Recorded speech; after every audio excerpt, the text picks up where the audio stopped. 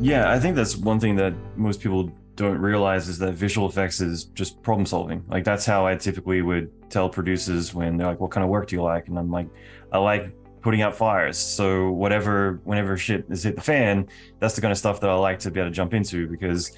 If it's long form projects where it's like we got 2 years for this film, it's just like great. I'll come on the tail end Yeah, of it when right. Call me you're when it's wishing you had fucked all the up. time back.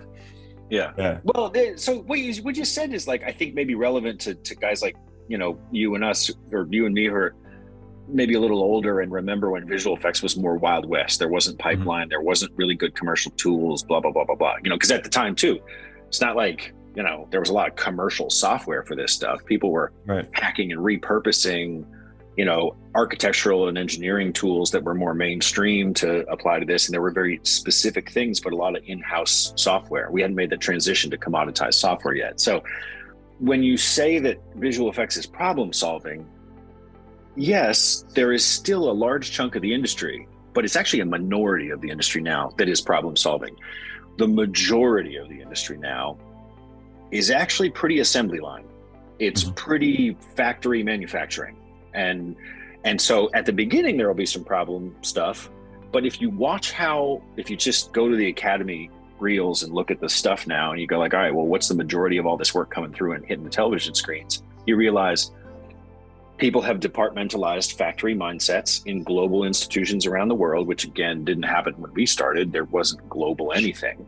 No. And now it's like, well, first the plate comes in and it gets processed through pipeline, and then it goes to match move, and then it goes to roto, and then it goes to comp for pre-key. Then all those things get put into automated scripts. Then those things go to modeling, then surfacing, texturing, animation. There's like a whole flow for all this stuff, and there are departments and things come through.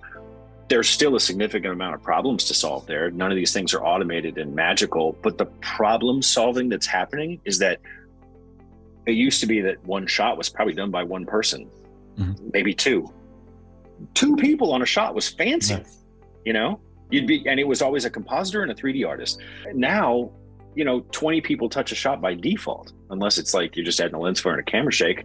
By default, any plate that comes in is going to go through 20 people before it goes out.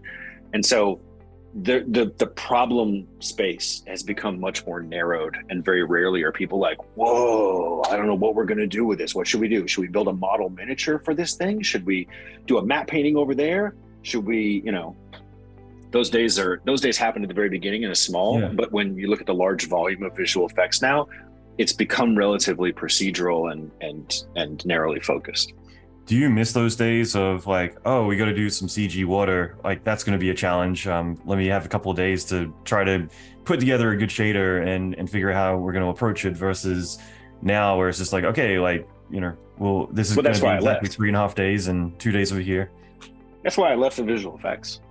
Visual effects used to be like that. I mean, I worked on Day After Tomorrow and all those movies where it was just like, sometimes a movie would get greenlit and you had no idea how you were going to do it. People had to start doing R&D like crazy. There'd be like months and months and months of people put into figuring this stuff out. And we would sit in dailies and look at film outs of the film, just looping over and over because we couldn't stop on a frame and look at them. It was film. It would burn a hole in the screen. So we used to sit there and be like, shit, how are we going to do this? Like, let's build a water tank out back and go film some elements, and then we'll cut those elements out, we'll key them, we'll comp them, and then we'll do some CG here because it has to be interactive with the CG model, and then you had to do that. Now you just go like, so we're going to put water there, go talk to the water team. And even though I'm not trivializing how complex all that stuff is, look at all the problems that we have in visual effects right now. What haven't we solved? Yeah, it's Digital it's humans. tweaking, it's getting the extra 5%. It's not Digital how are we humans. going to pull it And off? how long have we not solved it? We basically solved everything except digital humans for about the last 10 years. There's Mhm. not anything where you're just like, oh, goodness gracious, whatever shall we do? Except when it comes to digital humans, which we somehow continue to manage to struggle with. Although I think we're pretty much, if we wanted to be across the finish line, we could. The real thing that, the only real challenge that we have left in visual effects is time and budget. And those are two problems that I just don't get motivated to solve. I did plenty of movies where time and budget was the thing that was the hurdle we needed to solve. And I like to say, I feel like I was really good at coming up with creative ways to be faster and cheaper. Because I never worked at big facilities and fancy visual effects houses. So I was always the kind of, if you were working with me, it was because you didn't have the money to work with them. So that meant that we had to use duct tape and rubber bands because we weren't going to be able to afford, 100 render nodes or whatever it took. So yeah, I think time and budget is the thing. So that's kind of why I left visual effects. I was like, well, digital humans are cool, but I'm not obsessed with them. So I'm just going to get out because the problem space is gone here. And we need to let's actually start working on that problem of make it faster and make it cheaper. If we can make it faster and make it cheaper, set that aside for a second. What if we could have the freedom? And this is one of the things that there's three things. Usually when somebody does something radical, there's an internal problem they're trying to solve, there's an external problem they're trying to solve, and there's a philosophical problem they're trying to solve. So I'll give you an example. Internally, I was like, it's bullshit that I can't get home in time for dinner. Like, it's bullshit.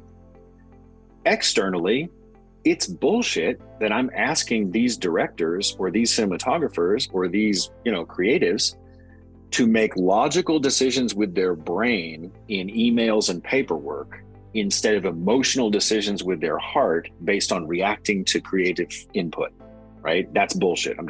As a creative, that's what we do, and it's fucking stupid. I hate it when visual effects companies, which I respect, when visual effects companies go to a director and they're like, well, we need you to sign off on animation, and we need you to sign off on match move, and we need you to sign off on models, and we need you to sign off. It's like, okay, but you're asking the wrong part of the director's brain. When you say, I got a checklist of things you need to do, you're turning on the part of the brain that is very logical. I don't want a director making decisions with the logical part of their brain. I want a director making decisions with the emotional part of the brain. A logical director making a logical movie makes a shitty movie nobody wants to watch. An emotional director with a creative brain is making stuff that's like, whoa, I've never seen that before. This is exciting. Or I feel this movie. I'm connecting with this environment. It's terrible the way visual effects treats creative people by forcing them to be logical. It's just wrong part of the brain, wrong part of the psychology. So that's the external problem. And then the philosophical problem is just, there's a better way to do this. So why are we doing this wrong?